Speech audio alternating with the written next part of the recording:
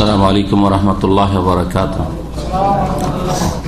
إن الحمد لله نحمده ونستعينه ونستغفره ونعوذ بالله من شرور أنفسنا ومن سيئات أعمالنا من يهده الله فلا مضل له ومن يضلل فلا هادي له وأشهد أن لا إله إلا الله وحده لا شريك له وأشهد أن محمدا عبده ورسوله صلى الله تعالى عليه وعلى آله وصحبه وسلم تسليما كثيرا.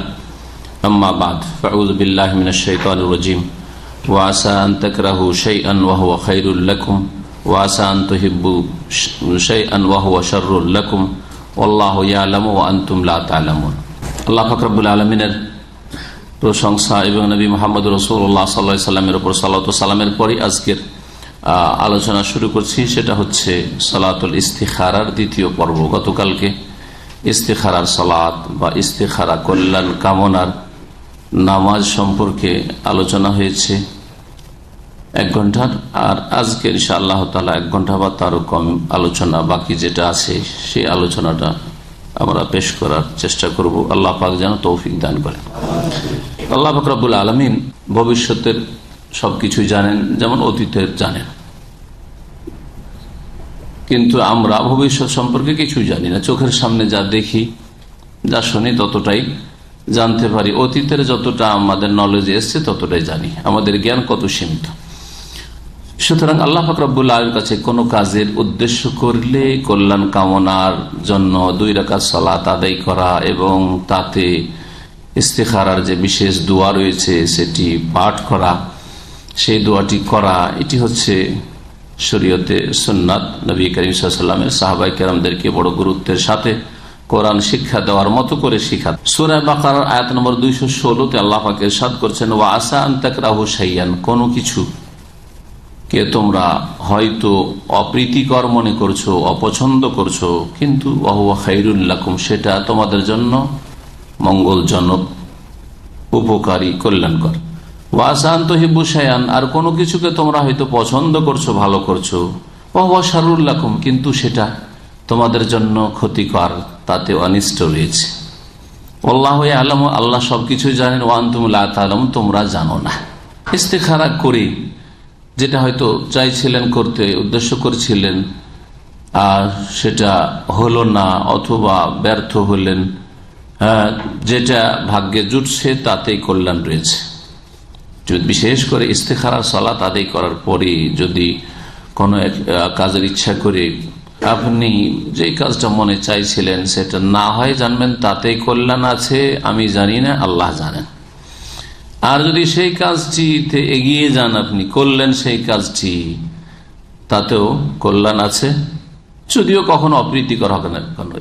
এর মানে এই নয় যে কখনো জীবনে মনের উল্টা কিছু হবে না, অশান্তির কিছু হবে না, কষ্টদায়ক কিছু আসবে না মুমিনের, এটা নয়, আসবে, কিন্তু তাতেই কল্যাণ আছে, তোমরা জানো না, আল্লাহ জানেন। এই বিষয়টি সূরা নিসার আয়াত নম্বর 19 উল্লেখ করা হয়েছে।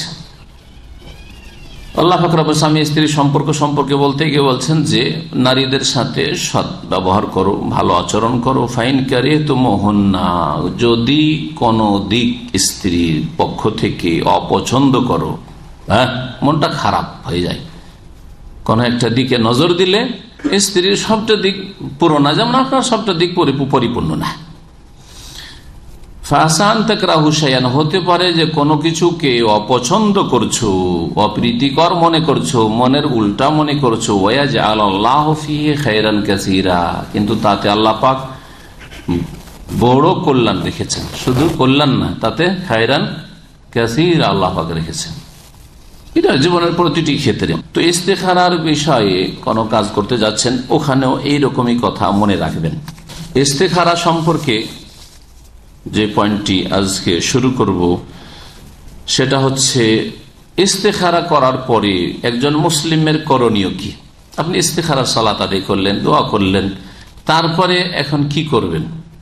ইস্তিখারা করার পরে যেই কাজের জন্য প্রাথমিক উদ্দেশ্য করেছিলেন, এখন সেই কাজের দিকে মনটা যদি খুলে যায় যে না, কাজটা করি এরকম মনে হচ্ছে, তাহলে সেই দিকে আপনি পা বাড়ান,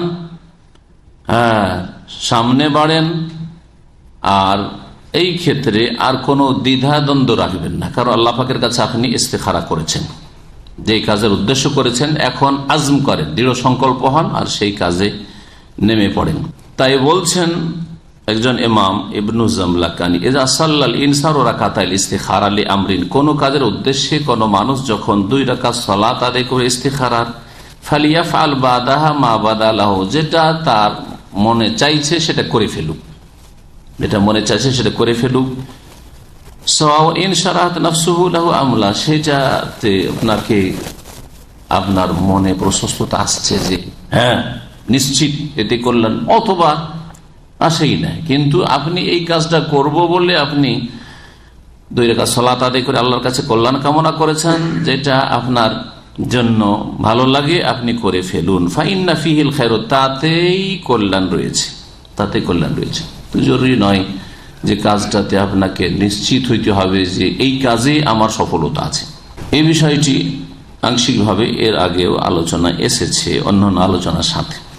আর একটি আলোচনা হচ্ছে যে ইস্তেখারার যে দোয়া, এই দোয়া কোন সময়ে পড়ব, এটা একটি গুরুত্বপূর্ণ বিষয়। কালকে একবার প্রশ্ন করেছিলেন শেষখানে, বলেছিলাম আগামীকালকে ইনশাআল্লাহ আলোচনা আসবে। ইস্তেখারার দোয়া কোন জায়গায় করবেন আপনি? এই ক্ষেত্রে একটি জায়গার সম্ভাবনা আছে দোয়া, সেটা হচ্ছে সেজদা, তাই না?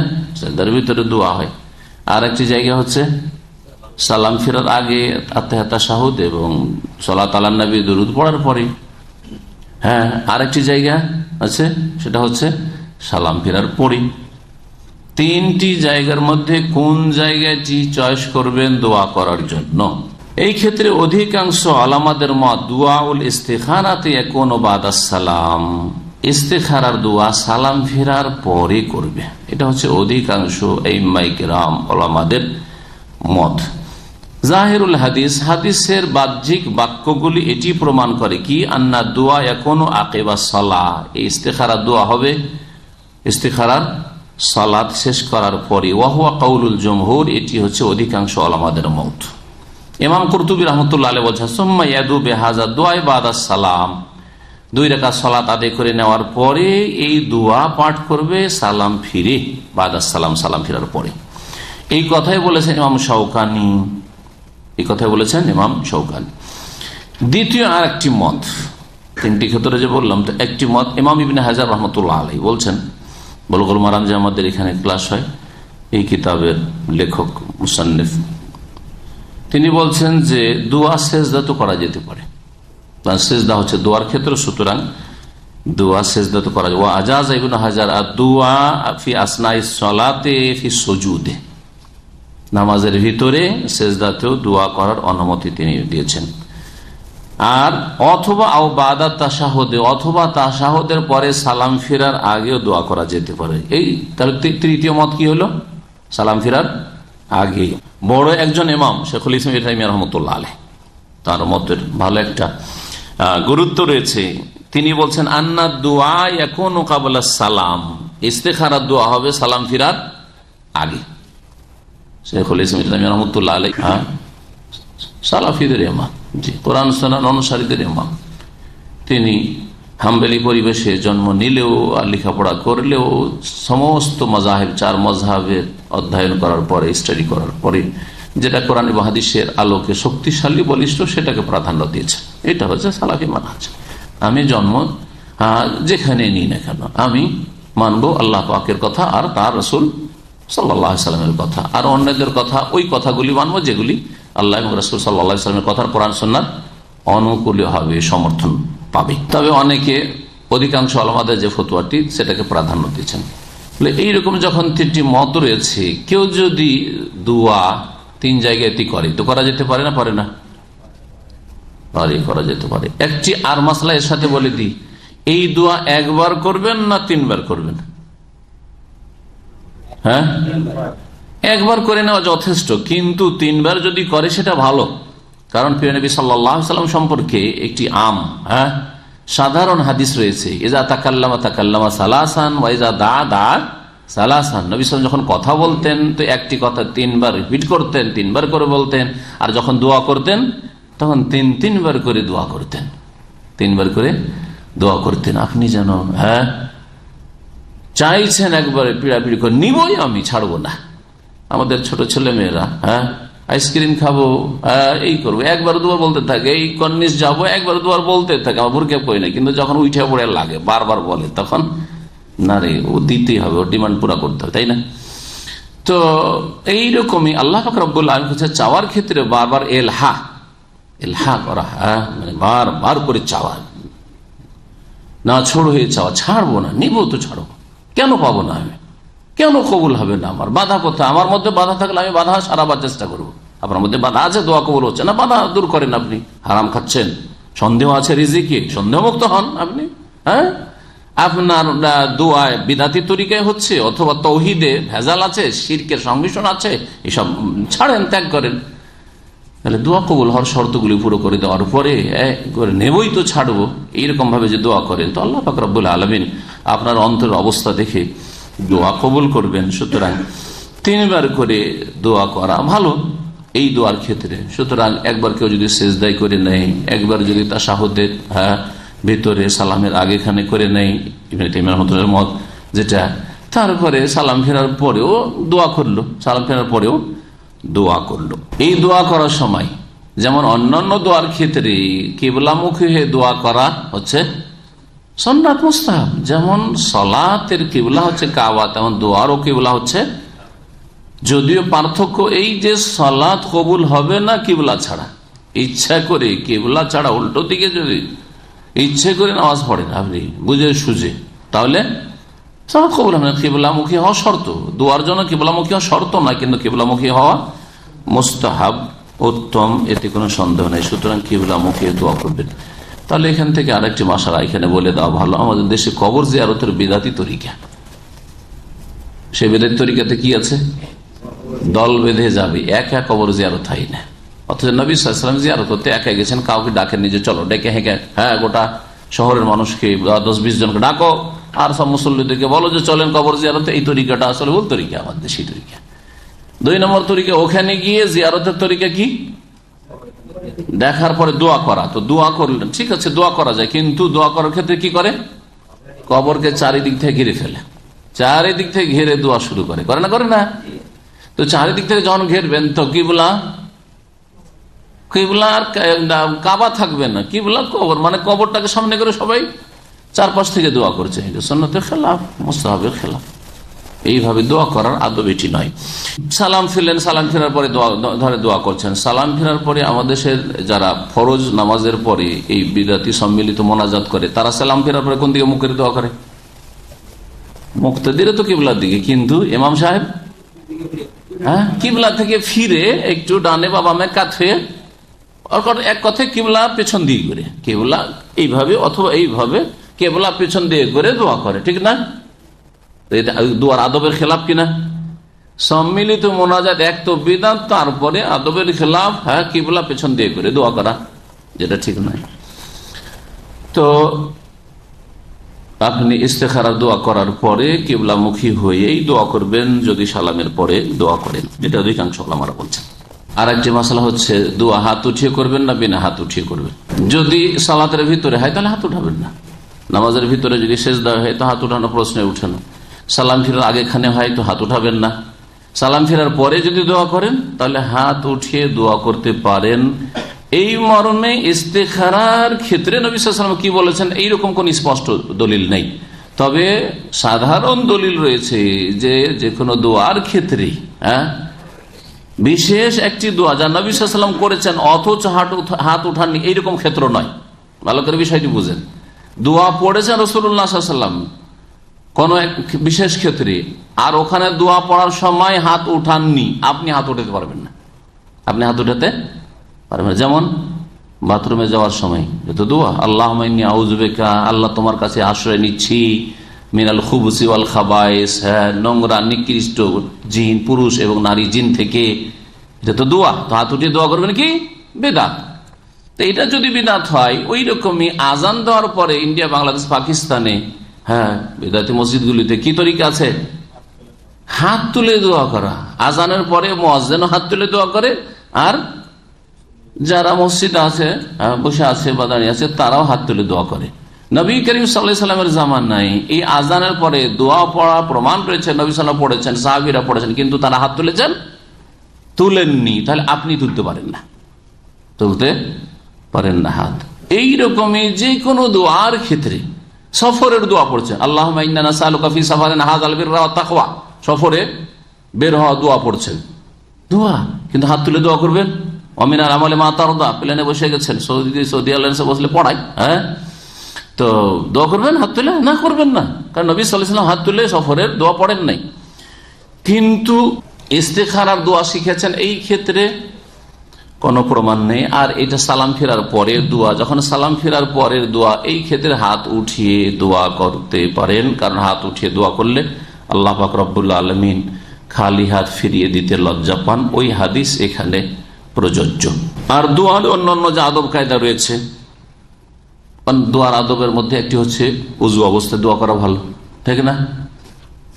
ইস্তেখারা সালাতের জন্য তো উজু শর্ত, কারণ বিনা উজুতে ইস্তেখারা সালাত হবে, নামাজ হবে না। কিন্তু নামাজের পরে যদি উজু নষ্ট হয়ে যায়, এখন ইস্তেখারার দোয়া পড়া বাকি আছে, আর উজু নষ্ট হয়ে গেল, ঠিক না? জায়েজ আছে বিনা উজুতে দোয়া করা, কিন্তু উত্তম হচ্ছে উজু অবস্থায় দোয়া করা। দোয়ার আরো আদব হচ্ছে, দোয়া শুরু করবেন কি দিয়ে? আল্লাহর প্রশংসা গুণগান দিয়ে, আলহামদুলিল্লাহ রাব্বিল আলামিন দিয়ে। আর তারপরে আল্লাহর হক আদায় করা হইল আল্লাহর প্রশংসা হামদের মাধ্যমে। তারপরে রাসূলুল্লাহ সাল্লাল্লাহু আলাইহি ওয়াসাল্লাম হক হচ্ছে সালাত ওয়াস সালাম আলা রাসূলিল কারীম, জি, এই বললেন। তাহলে দরুদ সালাম পেশ করা, তো আল্লাহ পাকের প্রশংসা দিয়ে এবং নবী সাল্লাল্লাহু আলাইহি ওয়াসাল্লামের উপর সালাত ও সালাম দিয়ে দোয়া শুরু করবেন। এবং শেষখানেও যদি ওইভাবেই করেন যে শেষখানেও আপনি সালাত সালাম দরুদ সালাম পড়লেন আর আল্লাহ প্রশংসা করে শেষ করলেন, তাহলে এটা ভালো। জি, এটা কিছু কিছু ওলামারা বলেছেন যে ইস্তেখারার দোয়াতেও এইরকমটা করবেন। ইবনে আবেদিন একজন হানাফি ফাকিহ, তিনি বলছেন ওয়াইস্তাহিবু ইফতিতাহু দুআ ওয়া খাতমুহু বিল হামদিল্লাহ ওয়াস সালাতি, দোয়া শুরু করা এবং শেষ করা আল্লাহর প্রশংসার সাথে এবং নবী সাল্লাল্লাহু আলাইহি ওয়াসাল্লামের উপর সালাত ও সালামের সাথে মুস্তাহাব। এমন নবী বলছেন ওয়াইস্তাহিবু ইফতিতাহু দুআল মাজকুর, এই ইস্তেখারার দোয়া, উল্লেখিত দোয়াও শুরু করা মুস্তাহাব এবং শেষ করা আল্লাহর প্রশংসা বিল হামদুলিল্লাহি ওয়াস সালাতু ওয়াত তাসলিম আলা রাসূলিল্লাহি সাল্লাল্লাহু আলাইহি ওয়াসাল্লাম, আল্লাহর প্রশংসার সাথে এবং সালাত ও সালামের সাথে। এটা হচ্ছে একটি মত। আর একটি মত হচ্ছে যে যখন স্পষ্ট কোনো প্রমাণ নেই ইস্তেখারার দোয়ার আগে পরে আল্লাহর গুণগান প্রশংসা এবং দুরুদ পড়ার, তাহলে সেটা না করাই যথেষ্ট। তাই বলছেন ইন্নাহু ইউক্তাসারু আলা মা ওয়ারাদা ফিল হাদিস মিন গায়রি জিয়াদা, অতিরিক্ত কিছু না করে যতটা প্রমাণিত বর্ণিত হয়েছে, বর্ণিত যতটা হয়েছে। কারণ ইস্তিখারা শিখিয়েছেন রাসূলুল্লাহ সাল্লাল্লাহু আলাইহি ওয়াসাল্লাম, আর বলেছেন যে ইযা হাম্মা আহাদুকুম বিল আমরি ফালিয়ারকা রাকাতাইনি গায়রাল ফারিদাতি, যখন কোনো কাজের প্রাথমিক উদ্দেশ্য করবে তখন ফরজ নামাজ ছাড়া 2 রাকাত অতিরিক্ত নামাজ আদায় করুক, আর তারপরে সুম্মা লিয়াকুল, তারপরে এই দোয়া পড়ুক, আল্লাহুম্মা ইন্নী আস্তাগফিরুকা বিইলমিকা ওয়া আস্তাগদিরুকা বিকুদরাতিকা ওয়া আসআলুকা মিন ফাদলিকাল আযীম ইলা আখিরি, শেষ পর্যন্ত। কিন্তু তার আগে বললেন না যে আল্লাহর হামদ করো, সালাত সালাম পেশ করো, তারপরে আল্লাহুম্মা ইন্নী আস্তাগফিরুকা বলো, বলেননি এই কথা। এই মতটিও শক্তিশালী, এই দিক থেকে সুন্নতকে আঁকড়ে ধরার দৃষ্টিভঙ্গি থেকে এই মতটিও শক্তিশালী, আল্লাহু আলাম। এইভাবে দোয়া করো। তাহলে দোয়ার ক্ষেত্রটি জানলাম বিস্তারিত। ইস্তেখারার দোয়ার হিকমত সম্পর্কে আলোচনা করা হয়নি, রহস্য কি, ইস্তেখারা কেন করব। যে কোনো কাজ করার ক্ষেত্রে আল্লাহ পাক রব্বুল আলামিনের কাছে কল্যাণ কামনা করা একটা দিক, আর একটা মানুষের সাথে সম্পর্কিত সেটা, এরপর একটা পয়েন্ট আলোচনা করব। তো ইস্তেখারার হিকমত কি, ইস্তেখারার অর্থ যদি দোয়ার অর্থটা বুঝে থাকেন, গতকালকে আলোচনা এসেছে, তাহলে তার অর্থে কি রয়েছে যে সবকিছু আল্লাহ পাক রব্বুল আলামিন, সমস্ত জ্ঞান আল্লাহ রাখেন, আমি রাখি না। আল্লাহুম্মা ইন্নী আস্তাগফিরুকা বিইলমিকা ওয়া আস্তাগদিরুকা বিকুদরাতিকা ওয়া আসআলুকা মিন ফাদলিকাল আযীম, চাইছেন আল্লাহর কাছে, ফাইন্নাকা তাকদিরু, তুমি সব ক্ষমতা রাখো, ওয়ালা আকদিরু, আমি ক্ষমতা রাখি না, ওয়া তা'লামু, তুমি জানো, ওয়ালা আ'লামু, আমি জানি না। ইন্নাকা আনতা আল্লামুল গায়ব ওয়া আনতা আল্লামুল গায়ব। হ্যাঁ, ঠিক না? তুমি গায়েব জানো, আমি জানি, তুমি ভবিষ্যৎ জানো, আমরা কিছুই জানি না, আমি জানি না। তো আল্লাহ পাক রব্বুল আলামিনের উপর ন্যস্ত করে দেওয়া যে আল্লাহ তুমি ক্ষমতাবান, তুমি সবকিছু জানো, আমি জানি না, এবং আমার কোনো ক্ষমতা নেই, সমস্ত ক্ষমতা তোমার, সেই জন্য তোমার কাছেই আশ্রয় নিচ্ছি, তোমার ছাড়া কোনো আশ্রয়স্থল আমার নেই। দুনিয়া আখিরাতের কল্যাণ কামনা করা এবং আল্লাহ পাক রব্বুল আলামিনের জন্য জীবনকে সঁপে দেওয়া। জি হ্যাঁ, আল্লাহ পাক রব্বুল আলামিনের সামনে, নবী করিম সাল্লাল্লাহু আলাইহি ওয়াসাল্লামের সামনে কোন কাজ আসলে, যে কোনো একটি বিষয়, এই কাজটি করতে হবে, বিশেষ করে কোন একটা ঝুঁকিপূর্ণ বিষয়, গুরুত্বপূর্ণ বিষয়, এটা করব না, হ্যাঁ, অথবা একটা সংবাদ এমন আসলো যেটা সাধারণত মানুষ এসে মানুষকে বিচলিত করে, শত্রুর ভয় ধরেন, হ্যাঁ, কোনো একটা কষ্টদায়ক বিষয় অথবা সামনের দিকে ঝুঁকির বিষয়, নবী করিম সাল্লাল্লাহু আলাইহি ওয়াসাল্লাম কি করতেন? ছুটে আসতেন সালাতের দিকে, নামাজের দিকে। নবী করিম সাল্লাল্লাহু আলাইহি ওয়াসাল্লাম সাহাবারা বর্ণনা করছেন, ইজা হাজাবাহু আমরুন ফাজা ইলা সলাতি, নবী করিম সাল্লাল্লাহু আলাইহি ওয়াসাল্লামের সামনে কোন সমস্যা যখন আসতো, সমস্যার সম্মুখীন হতেন, তখন তিনি ঝাঁপিয়ে পড়তেন নামাজের দিকে। ভয়ে ঘাবড়িয়ে নয়, ঝাঁপিয়ে, ফাজা মানে এখানে ঝাঁপিয়ে পড়া, ঝাঁপিয়ে পড়তেন কোন দিকে? নামাজের দিকে, আল্লাহর শরণাপন্ন হওয়ার জন্য, আল্লাহর কাছে আশ্রয় নেওয়ার জন্য। এতে কি রয়েছে? আল্লাহর সাথে নিজের অন্তরের সম্পৃক্ততা রয়েছে, তাআল্লুক বিল্লাহ। এটা সবচেয়ে গুরুত্বপূর্ণ ইবাদত, আল্লাহর সাথে অন্তর সবসময় ঝুলে থাকা, আল্লাহ অভিমুখী হওয়া, আল্লাহর কথা, আল্লাহ পাক রব্বুল আলামিনের সত্তা, গুণাবলী, তার রুবুবিয়ত, তার উলুহিয়ত, তার ইবাদত, তার খৌফ, তার কাছে আশা, খৌফ রাজা ইত্যাদি, এই বিষয়গুলি সবসময় অন্তরে বসে থাকা, এটা হচ্ছে তাআল্লুক বিল্লাহ।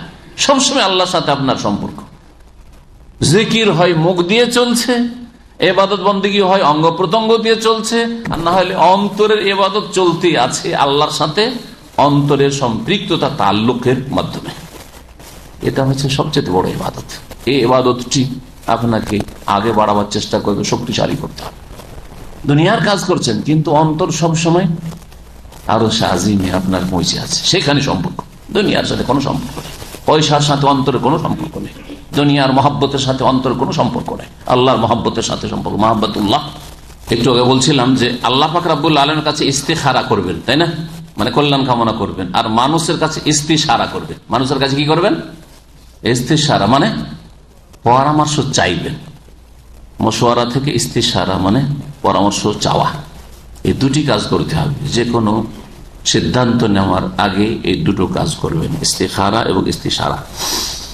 এখন প্রশ্ন হচ্ছে যে ওলামারা এই বিষয়টি আলোচনা করেছেন যে আপনি একটা কাজ করতে চাইছেন, আগে পরামর্শ করবেন না আগে ইস্তেখারা করবেন? আগে মানুষের কাছে পরামর্শ করবেন না আল্লাহ পাকের কাছে ইস্তেখারা, কল্যাণ কামনার দোয়া করবেন? জি। ইস্তাহাবা মাদুল উলামায়ে তাকদীমুল ইস্তিশারা আল ইস্তিখারা। কিছু উলামারা বলেছেন যে আগে পরামর্শ করে নেন, আর পরামর্শে কি হচ্ছে, কারণ ইস্তেখারা করলেন তারপরে কাজটা শুরু করে দিবেন, তা মানুষকে জিজ্ঞেস করে, তার আল্লাহ পাক রব্বুল আলামিনের কাছে কল্যাণ কামনা করে আবার সেটা বিবেক বিবেচনা মানুষের উপরে ছেড়ে দিয়েছেন, এটা ভুল তরিকা। এই দৃষ্টিভঙ্গি তারা বলছেন আগে পরামর্শ করে নেন, মানুষের কথা ছেড়ে দিয়ে আল্লাহ পাক রব্বুল আলামিনের ইস্তেখারার দিকে আপনি ঝুঁকে যান। ঠিক আছে, লোকেরা পরামর্শ এরকম দিচ্ছিল, হ্যাঁ, সিংহভাগ লোক ধরনের পরামর্শ এরকম দিচ্ছে, অল্প কিছু লোক এরকম বলছে, হ্যাঁ, পরামর্শ দুই রকম হওয়ার সম্ভাবনা আছে। ইস্তেখারা করে না, ইস্তেখারা করে আগে ইস্তিশারা পরামর্শ। ইমাম নববী রাহমাতুল্লাহ আলাইহি বলছেন, ইয়াস্তাহিব্বু আন ইয়াস্তাশিরা ক্বাবলা আল ইস্তিখারাতি মান ইয়ালামু মিন হালিহি আন-নাসিহাতা ওয়াশ শাফাকাতা ওয়াল খিবরা। মুস্তাহাব হচ্ছে ইস্তিখারার পূর্বে পরামর্শ নেওয়া। পরামর্শ কার কাছে নেবেন? রাস্তাঘাটে ফুটপাতে যাকে পাবেন তার কাছে না, যে সাবজেক্ট যে বুঝে তার কাছে? শরীর স্বাস্থ্যের চিকিৎসার ক্ষেত্রে পরামর্শ নেবেন শরীর স্বাস্থ্যের চিকিৎসকের কাছে। দিনী বিষয় মাসলা মাসাইলে পরামর্শ নেবেন মেডিকেলের ডাক্তারের কাছে, এমডির কাছে না, প্রফেসরের কাছে জেনারেল সাবজেক্টে না, কোরআন সুন্নাহর আলেমের কাছে, তাই না? যে যে সাবজেক্টের অভিজ্ঞ ওই সাবজেক্টের পরামর্শ ওই লোকের কাছে নিতে হবে, ওই শ্রেণীর লোকের কাছে নিতে হবে। পরামর্শ যোগ্য লোকদের কাছ থেকে নেওয়া হয় না অযোগ্যদের কাছ থেকে নেওয়া হয়? তাহলে দেশের বেশ কিছু বড় বড় বক্তারা আর বেশ কিছু আলেমরা যে বলে যে গণতন্ত্রের কথা কোরআনে আছে, কেন বলছে যে আল্লাহ বলছে ওয়াশাবিরহুম ফিল আমরে, কাজের ক্ষেত্রে পরামর্শ নাও, আর আমরা গণতন্ত্রে যে ভোট নিচ্ছি এটা পরামর্শ। কথাটি মিথ্যা না সত্য? হ্যাঁ, একেবারে মিথ্যা নয়। পরামর্শ যোগ্য ব্যক্তিদের কাছ থেকে নেওয়া হয়, সাধারণ লোক যোগ্য কিন্তু সাধারণ নেওয়া হয় না। আলেম 10 জন আছে, সব আলেমের কাছে পরামর্শ নেবেন নিতে চান না আপনি, দেখেন যে না 1-2 জনের কাছে নেব, সবার কাছে নিতে জামালে পড়ে যাব। আমি যার উপর আস্থা রাখি, এই বিষয়ে বেশি বুঝি, তার কাছে আমি পরামর্শ বিষয়টাই নিব। পরামর্শ আপনি বাপের কাছে নিচ্ছেন, মায়ের কাছে নিচ্ছেন, আপনার ছোট ভাইয়ের কাছে নিচ্ছেন না, অথচ সেও দিনদার, হয়তো সেও শিক্ষিত, পরামর্শ নিতে যাচ্ছেন না হয়তো অনেক সময়।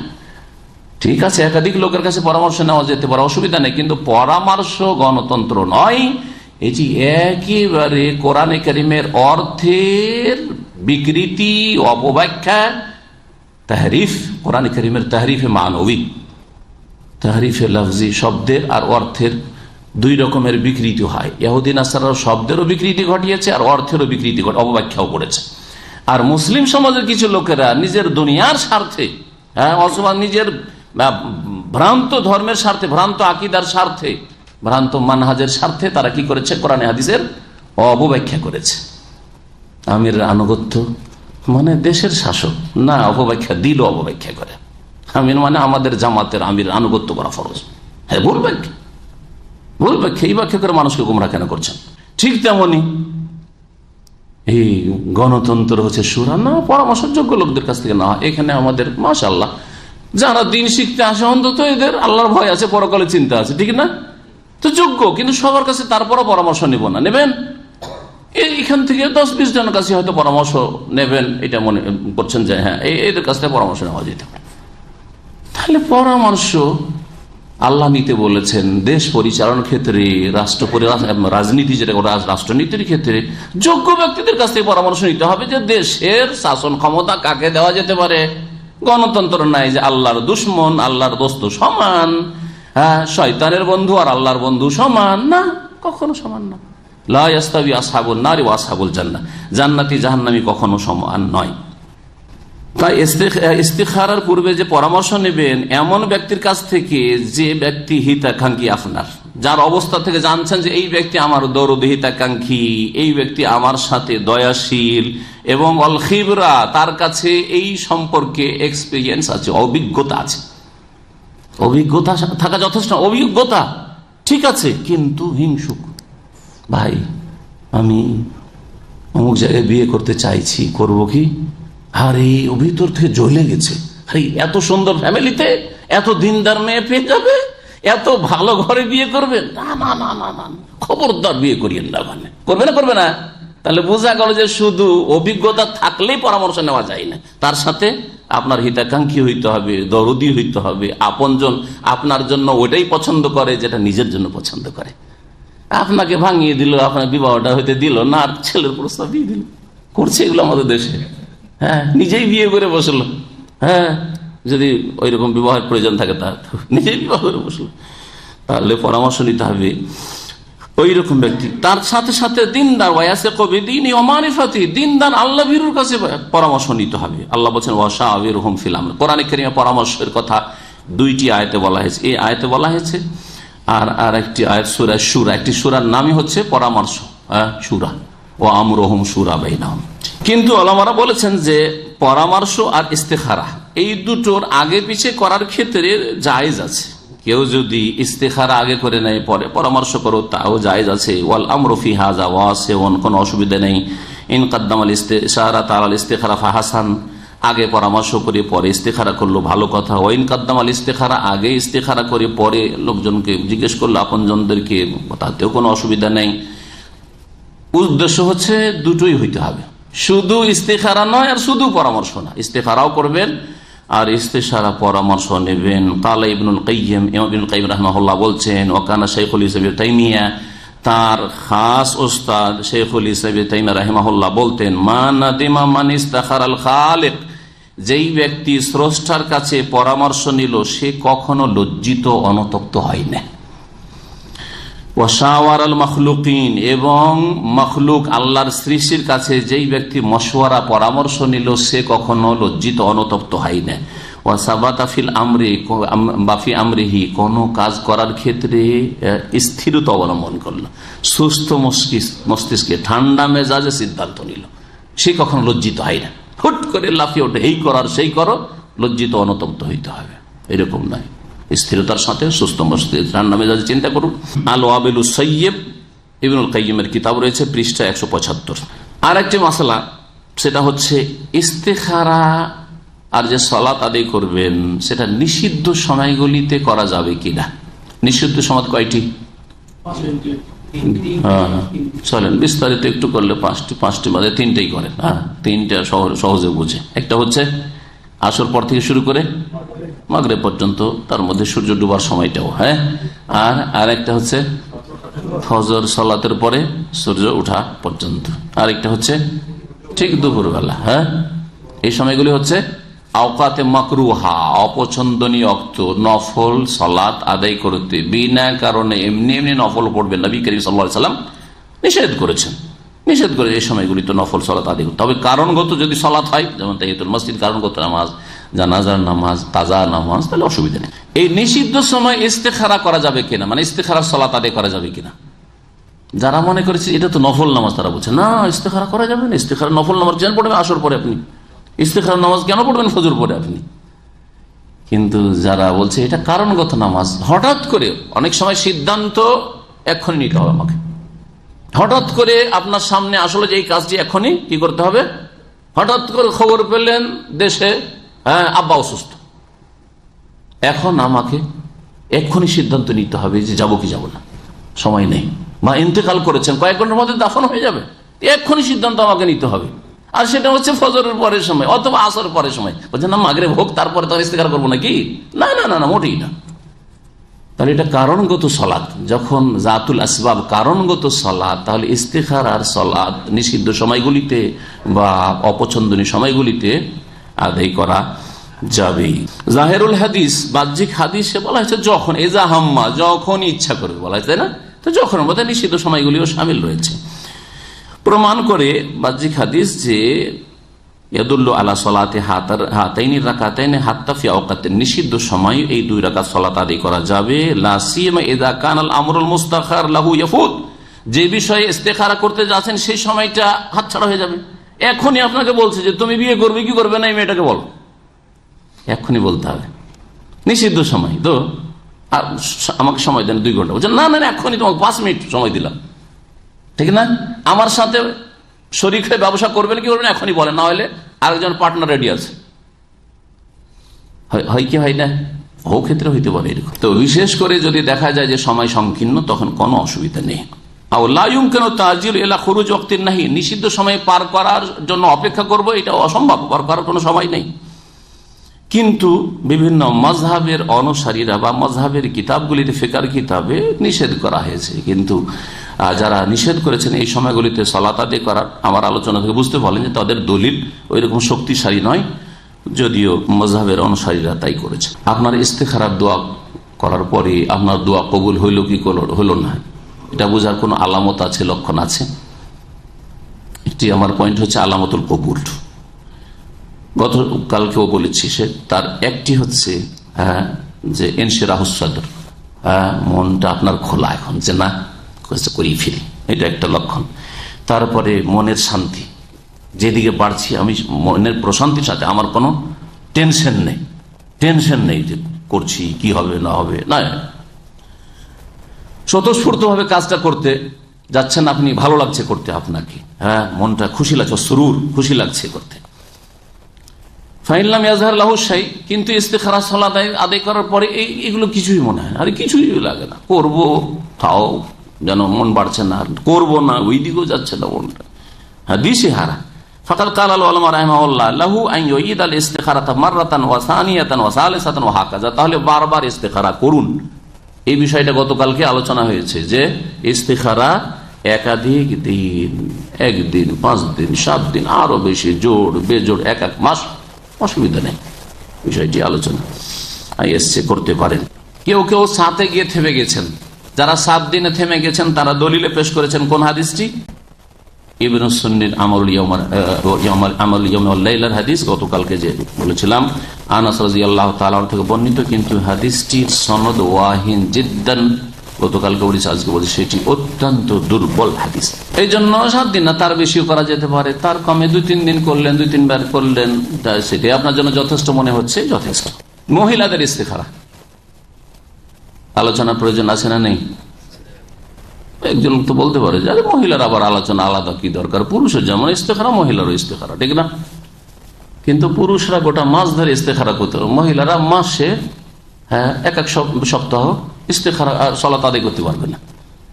এখন এই পরিস্থিতি কি করবে? মাসিক পিরিয়ড, হাইজের সময় অথবা নেফাসের সময়, বাচ্চা ভূমিষ্ঠ হওয়ার পরে নেফাস অবস্থায় 40 দিন আছে, ব্লিডিং চলছে, ইস্তেখারা সালাত আদায় করতে পারবে না। কিন্তু এই সময় কোন মহিলাকে সিদ্ধান্ত নিতে হবে। মাসিক অবস্থায় তাকে জিজ্ঞাসা করছে যে অমুক ছেলে প্রস্তাব দিয়েছে, মেয়ের বাবা জিজ্ঞেস করছে বা মা জিজ্ঞেস করছে যে তুই বিয়ে করবি না করবি না, বল। হ্যাঁ, এখন কি করবে? বুঝা আছে, এখন তো আমি নাপাক অবস্থা আছি, দেখি 1 সপ্তাহ পর বলবো ইস্তেখারা করে। বলছে না না, সময় নেই, বলছে আজকে জবাব দিতে হবে, ঠিক না? হতে পারে না, পারে না। তাহলে এই মহিলাদের বিষয়টি বিশেষ করে আলোচনা করা প্রয়োজন রয়েছে। ইস্তেখারা যেমন পুরুষদেরকে সামিল, তেমনি ইস্তেখারার হাদিস নারীদেরকেও সামিল। ফালমার আতুকার রজুল, বিধিবিধানের ক্ষেত্রে মহিলারা পুরুষের মতোই, যেখানে ব্যতিক্রম রয়েছে সেখানে তখন আলাদা মাসলা সেটা হইতে পারে। যদি সলাৎ সহ ইস্তেখারা করতে পারে, ইস্তেখারা দোয়া করতে পারে, তাহলে সলাৎ সহই করবে, এটাই হচ্ছে পরিপূর্ণ ইস্তেখারা। ফায়দা কানাত মাযুরাতান বিতারকিস সালাত, যদি তার ওজর থাকে যে সালাত আদায় করতে পারছে না, নাপাক অবস্থায়, কামালাও কানাত হায়জান আও নফাসা, ঋতুবতী অথবা নেফাস অবস্থায়, ওয়াহতাজাতিল ইস্তেখারা, ইস্তেখারার প্রয়োজন, এখনই ইস্তেখারা সালাত আদায় করার প্রয়োজন, কিন্তু সালাত পড়তে পারছে না, তো কি করবে? ফাইন্না তাস্তাকবিরুল কিবলা, কিবলামুখী হয়ে বসবে, ওয়া তারফাউ ইয়াদাইহা, 2 হাত উঠাবে, ওয়া তাদু বিহাযা দুআয়ে, এই দোয়া মহিলা করবে, মিন গায়রে সলাতিন, বিনা সলাতে, নামাজ পড়বে না, নামাজ পড়বে না, নামাজ ছাড়া। তাহলে নামাজ ছাড়া ইস্তেখারা হতে পারে মহিলাদের ক্ষেত্রে বললাম। এখন আর একটি মাসলা এখানে বলে দিই, সেটা আলাদা একটা পয়েন্টে আসতো, কিন্তু এখানে বলে দিই যখন বিষয়টা সেটাই। গতকালকে হোয়াটসঅ্যাপ খুলতেই দেখলাম যে আমাদের কিছু ক্লাসমেট গুলো মদিনা ইউনিভার্সিটি, আজকে থেকে 28 বছর আগে যারা লেখাপড়া করেছে, তারা মক্কা মদিনে সব থাকে, সৌদি এবং ইয়ামানি, তাদের একটা গ্রুপ আছে, আমাকে ইস্তেখারা তো বেদুনে সলাতিন, বিনা নামাজে ইস্তেখারার হুকুম, ইস্তেখারা দোয়া কিন্তু নামাজ পড়লাম না, এটা চলবে কি চলবে না, এটা শাইখ ইবনে বাজের ফতোয়াটা ওরা আমাকে পাঠিয়েছে। তাদের ভালোই কথা, ইস্তেখারা আলোচনা চলছে, ওতে এটাও চলে এসছে, তো অতিরিক্ত একটা ফতোয়া এমনিতে পেয়ে গেলাম বসে বসে হোয়াটসঅ্যাপে। তো হোয়াটসঅ্যাপে অনেক সময় ফায়দা আছে, তো এগুলোকে ফায়দার কাজে লাগলে ফায়দা আছে, সেই ফতোয়াটা আপনাদের অ্যাড করে দিই। শাইখ ইবনে বাজ রাহমাতুল্লাহ আলাইহি জিজ্ঞেস করা হয় যে ইস্তেখারার জন্য নামাজ কি মাস্ট, না নামাজ ছাড়াও, সালাত ছাড়াও ইস্তেখারার দোয়া পড়লে হবে? তখন তিনি বলছেন আল আকমালু ওয়াল আফজালু, পরিপূর্ণ এবং উত্তম হচ্ছে 2 রাকাত সালাত আদায় করে ইস্তেখারা দোয়া পড়া। কিন্তু কেউ যদি 2 রাকাত সালাত আদায় না করে, অথচ করতে পারবে, ধরেন পুরুষ, অত পাক অবস্থায় আছে, করতে পারবে, তারপরেও ইস্তেখারা শুধু দোয়া পড়ে নিল আল্লাহ পাকের কাছে কল্যাণ কামনার জন্য, তার ইস্তেখারা হবে, কারণ উদ্দেশ্য হচ্ছে আল্লাহর কাছে দোয়া করা, যেটা এই দোয়ার মাধ্যমে তার হাসিল হয়ে গেছে। আল্লাহু আ'লাম। এখন আর একটি বিষয় আসছে, সেটা হচ্ছে অন্যের তরফ থেকে ইস্তেখারা করা। এটা অনেক সময় ঘটে থাকে, না হয় না? শুনেছেন কারো কাছে? শুনেছেন না শোনেননি? আপনারা শোনেননি? আমি শুনেছি। আমাকে এক ভাই বলছেন, দাম আমি এখনো আছেন, ভালো মানুষ, দিনদা সেন্টারে মাঝে মাঝে আসে, আজকে নেই, কিন্তু আসেন উনি একটা সমস্যা পড়েছেন। তারপরে আমি বললাম ইস্তেখারা করুন, কয়েক বছর আগের ঘটনা, কিন্তু ভালো করে মনে আছে, নাম সব মনে আছে। আমি বললাম যে ইস্তেখারা করেন, পরামর্শ নিলেন আমার কাছে, এখন ইস্তেখারা করেন আপনি। তো উনি বলছেন, শেখ আমার তরফ থেকে আপনি ইস্তেখারা করিয়েন, আমার তরফ থেকে ইস্তেখারা করিয়েন। তাহলে দেখেন মাসলা, আপনি একবার গুরুত্ব লেস করে দিন না, গুরুত্ব আছে। একটি কাজ করতে যাচ্ছেন আপনি, বা কাউকে আপনি অনুরোধ করছেন ইস্তেখারা করার জন্য, আপনার বাপ কি, আপনার মা কি, আপনার উস্তাদ কি, আপনার শেখকে কাউকে বলছেন, যাকে আপনি নেক মনে করছেন বা আপনি ভালো মনে করছেন, কিন্তু আপনার তরফ থেকে ইস্তেখারা করবে, মাসলা জানতে হবে। হতে পারে যে আপনি বিদআত করছেন, গুনাহগার হচ্ছেন এর মাধ্যমে, আর যাকে করতে বলছে তারও যদি মাসলা না জানা থাকে তাহলে সে বিদআত করবে, গুনাহগার, সেও গুনাহগার হবে। এটা জানতে হবে। হুকম সালাতুল ইস্তিখারা লিগাইরিহি, অন্যের জন্য ইস্তেখারা করার হুকুম। বিশেষ করে আপনার স্ত্রীর কোনো সমস্যা, চিকিৎসা করাইতে হবে, এইখানে যাব না ওইখানে, দেশে চিকিৎসা করাবো না এইখানে, তার স্ত্রী বলছে ইস্তেখারা, আপনি বলছেন ইস্তেখারা করো, তুমি বলছে না তুমি করে না, ঘটতে পারে এরকম। তো আপনার স্ত্রীর সমস্যা আর ইস্তেখারা আপনি করবেন, এটা কেমন? হ্যাঁ, আপনি যে তার সাথে যাবেন অথবা চিকিৎসা করাবেন, খরচ করছেন, এই জন্য আপনিও ইস্তেখারা করেন, কিন্তু তাকে ইস্তেখারা করতে হবে যে তার চিকিৎসাটা কোথায় হলে ভালো। সবকিছু ইক্তাদাই তো বেহাজাল ইমামের বিদাত দ্বারা আদায় করলে হবে না, বোঝা গেছে? সূরা ফাতিহার ক্ষেত্রে যারা ভুল নামাজ পড়ে তারা ইক্তাদাই তো বেহাজাল ইমাম, এই ইমামে ভেড়ে দিয়েছি, সূরা ফাতিহা তুমি পড়ো বাবা, আমরা পড়বো না, ঠিক না? সানা পড়ছে, সুন্নাতটা পড়ছে, ফরজটা পড়বে না। হ্যাঁ, রুকুতে তাসবিহ পড়ছে, সেজদাই পড়ছে, তারপর আত্তাহিয়াত পড়ছে, দুরুদ পড়ছে, সালাম ফিরছে, সালামও বলছে, রব্বানা ওয়া লাকাল হামদও বলছে, শুধু ফাতিহার সাথে দুশ্মনী, হ্যাঁ, ফাতিহা পড়বে না, ভুল কথা। তো এইরকম ইস্তিখারা অন্যকে ভেড়ে দিলে হবে না যে আপনি ইস্তিখারা করে নেন, আমার তরফ থেকে চলবে না। আল মাশরুফি সালাতুল ইস্তিখারা আইয়ুসাল্লি ওয়া ইয়াতলুবুল খায়রাতা কুল্লু ইনসান লিনাফসি, শরীয়ত সম্মত বিষয় হচ্ছে যে প্রত্যেক ব্যক্তি নিজের জন্য কল্যাণ কামনা করবে এবং ইস্তেখারা করবে। ইস্তেখারা আপনাকে, আপনার ম্যাটার, আপনার বিষয় আপনাকে করতে হবে। ওয়ালা ইয়াজুজু আন ইউসাল্লি আল ইনসানু সালাতাল ইস্তিখারা লিগাইরিহি, আর অন্যের জন্য সালাত আদায় করছেন আর দোয়া করছেন, এটা জায়েজ নয়। হ্যাঁ, কল্যাণ কামনার দোয়া করা জায়েজ, শুধু দোয়া, আমার জন্য একটু দোয়া করেন, আমি এই কাজটা করতে যাচ্ছি, আল্লাহ যেন আমার জন্য কল্যাণ করেন, এটা ঠিক আছে। কিন্তু ইস্তিখারা করতে বলে 2 রাকাত নামাজ পড়ছে আপনার তরফ থেকে আর তারপরে দোয়া করছে, এটা বেদাত, এটা জায়েজ নয়। ফতোয়া লাজনাত দায়মা, স্থায়ী কমিটি, যে ফতোয়া কমিটি রয়েছে সৌদি আরবের, এই ফতোয়ার কিতাবের 6ষ্ঠ খণ্ড 156 পৃষ্ঠা। তারপরে একটি বিষয়, এই ফতোয়াতে আরো কয়েকটি বিষয় এসছে লাজনাত দায়মার বা শেখ বিন বাজ রাহমাহুল্লাহর ফতোয়াতে, তার মধ্যে একটি হচ্ছে হাল ইউসরা ও রাফুল ইয়াদাইন হালাত দোয়া ফিল ইস্তিখারা, ইস্তিখারাতে হাত উঠিয়ে দোয়া করা শরীয়ত সম্মত কি না, বিষয়টা যদিও আলোচনা এর আগে করেছি। এই প্রশ্নে আছে, উত্তরটা কি আছে একটু সংক্ষেপে শুনিয়ে দেব। দ্বিতীয় প্রশ্ন হচ্ছে হালি ইয়াজুজু আয়ান আস্তাখিরা বে সালাতিন ওয়াহিদাতিন লি আকসার মিন আমরিন, আরেকটা নতুন বিষয় যেটা এখন পর্যন্ত আলোচনা করিনি। তাহলে কত মাসাইল আছে ইস্তিখারার সাথে সম্পর্কিত। সেটা হচ্ছে আপনার সামনে কয়েকটা প্রয়োজন, বিষয় হচ্ছে কয়েকটা, তাহলে কয়েকটি বিষয়ের জন্য, প্রত্যেক বিষয়ের জন্য 2 রাকাত নামাজ পড়ে ইস্তেখারা করতে হবে না। কয়েক বিষয়কে একসাথে মিলি আল্লাহ আল্লাহুম্মা ইন কুনতা তা'লামু আন্না হাযাল আমরা ওয়া হাযাল আমরা ওয়া হাযাল আমরা ওয়া হাযাল আমরা খায়রুন ফি দীনা মাশি পড়তে পারবেন। আল্লাহ আমার এই কাজটি, এই কাজটি, এই কাজটি, এই কাজটি, কয়েকটা 5টা 7টা কাজ একসাথে আল্লাহ পাক রব্বুল আলামিনের সামনে পেশ করে দিয়ে, আল্লাহ এই কাজগুলি যে করতে চাইছি আমার জন্য কল্যাণকর হবে কি না, একসাথে করা যাবে কি না, কয়েকটা বিষয়ের একটি ইস্তিখারা চলবে কি না। তৃতীয় প্রশ্ন হচ্ছে হাল মা ইয়াকুলুহু বাযুন নাস সাহিহ মিন আন্নাল ইনসানা ইযা ইস্তাখারা ইয়ারা ফি নাওমিহি শাইআন, কিছু লোকেরা বলে যে ইস্তিখারা করার পরে স্বপ্ন যোগে জানতে পারা যায় বা স্বপ্ন দেখে, অথবা মানুষ নিজের ভিতরে অনুভব করে সেটার অনুকূলে অথবা বিপরীত, এই বিষয়টি কেমন? তাহলে প্রশ্ন ছিল 3টি। প্রথম বিষয় কি ছিল যে ইস্তেখারা দোয়া হাত উঠে করবে কিনা। বলছেন সৌদি আরবের মুফতিগণ ওলামায়ে কেরাম, ইয়াজুজু লাকা ইনদা দুআল ইস্তিখারাতি রাফুল ইয়াদাইন, ইস্তিখারার দোয়া করার সময় হাত উঠানো জায়েজ। কেন? লিআন্না নবী সাল্লাল্লাহু আলাইহি ওয়াসাল্লাম কানা ইযা ইজতাহাদা ফি দুআই, নবী সাল্লাল্লাহু আলাইহি ওয়াসাল্লাম যখন কঠোর পরিশ্রম করে দোয়া করতেন তখন হাত উঠিয়ে দোয়া করতেন। বদরের প্রান্তে যে দোয়া করেছে রাসূলুল্লাহ সাল্লাল্লাহু আলাইহি ওয়াসাল্লাম, সেই দোয়া জিহাদের ময়দানে যুদ্ধ শুরু হওয়ার আগে হাত উঠিয়ে দোয়া করেছেন। তাহলে আপনি যখন মেহনতের সাথে মন লাগিয়ে দোয়া করছেন, হাত উঠিয়ে দোয়া করা যেতে পারে। দ্বিতীয় বিষয় কি ছিল যে কয়েকটি বিষয়ের জন্য একটি ইস্তেখারা যথেষ্ট না, প্রত্যেক বিষয়ের জন্য পৃথক পৃথক ইস্তেখারা করতে হবে। বলছে ইয়াজুজু লাকা আন তাস্তাখিরা ফি সালাতিন ওয়াহিদাতিন লিআকসার মিন আমরিন, একাধিক বিষয়ের জন্য 2 রাকাত সালাত আদায় করে ইস্তেখারা করা যথেষ্ট, প্রত্যেক বিষয়ের জন্য পৃথক পৃথক সালাত জরুরি নয়। তৃতীয় বিষয় ছিল যে স্বপ্নের বিষয়টি, ইস্তেখারা পরে স্বপ্ন দেখার বিষয়টি, যদিও এটা গতকালকের আলোচনা এসছে, কিন্তু এই ফতোয়াটি হয়তো উল্লেখ করিনি, বলছে লা সিহহাতা লিমা ইউকালু মিন ইরতিবাতিল ইস্তিখারাতি বিরুইয়া। যারা বলে থাকে যে ইস্তিখারার সম্পর্ক স্বপ্নের সাথে কোনো সম্পর্ক নেই, ইস্তিখারার স্বপ্নের সাথে কোনো সম্পর্ক নেই। আম্মা আল ইস্তিরাফিন নাফসে, মনের শান্তি, আর অনসের আহসাদের, মনের মধ্যে প্রশস্ততা আসা, যেই কাজটি করতে যাচ্ছেন, যেই কাজের জন্য ইস্তেখারা, সেই ক্ষেত্রে করব অথবা বাদ দিব, ফাহুয়াত তারিকুস সাহি, এটা হচ্ছে সঠিক পদ্ধতি।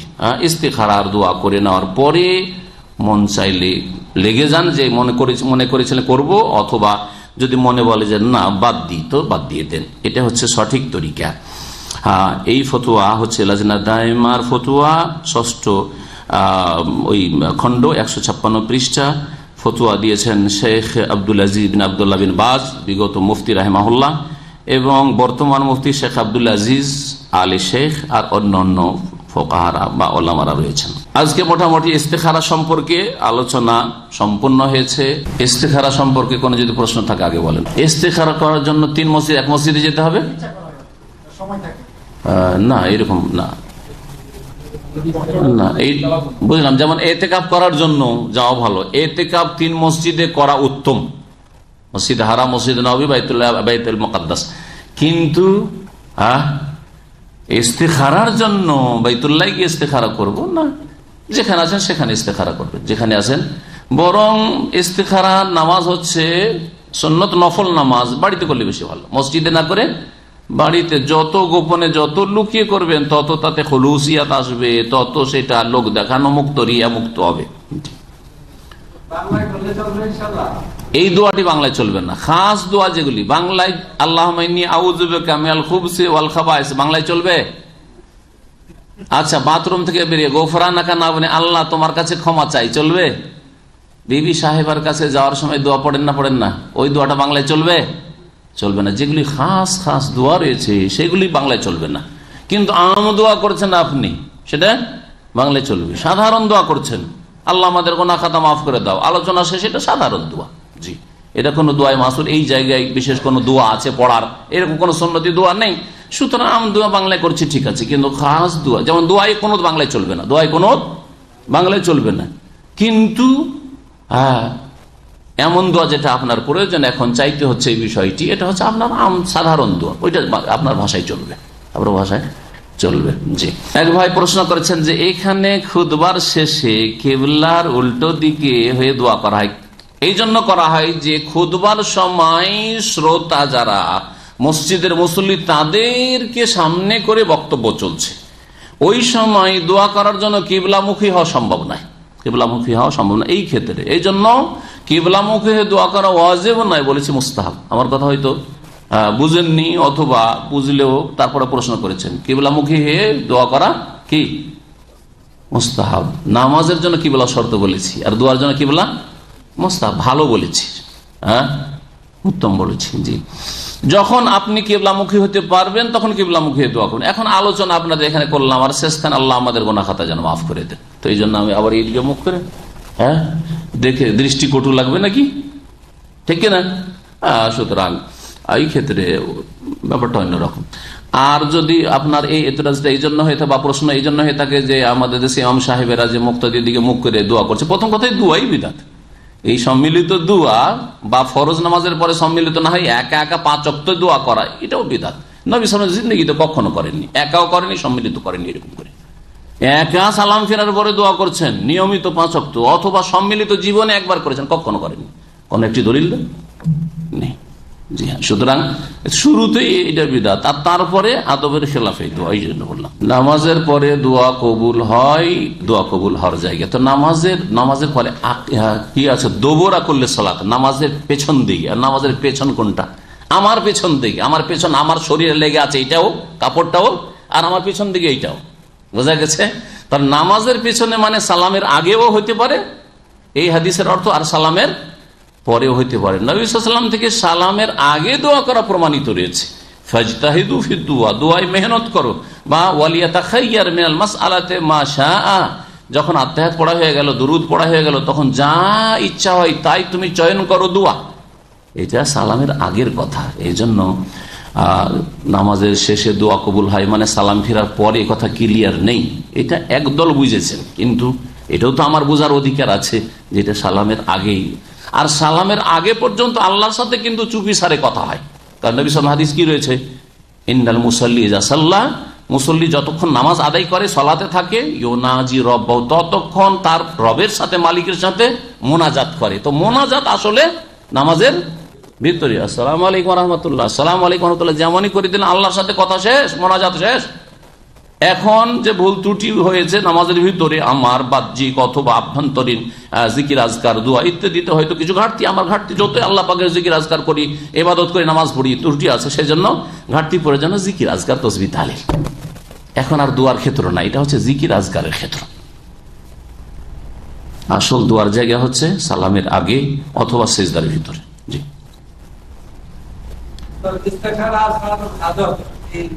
ইস্তেখারা মানে কোন একটি কাজের ইচ্ছা করেছেন, কোন একটি কাজের ইচ্ছা করেছেন, এখন কল্যাণ কামনা করছেন, এটা হচ্ছে ইস্তেখারা। ইস্তেখারার হাদিস সহিহ বুখারীতে রয়েছে।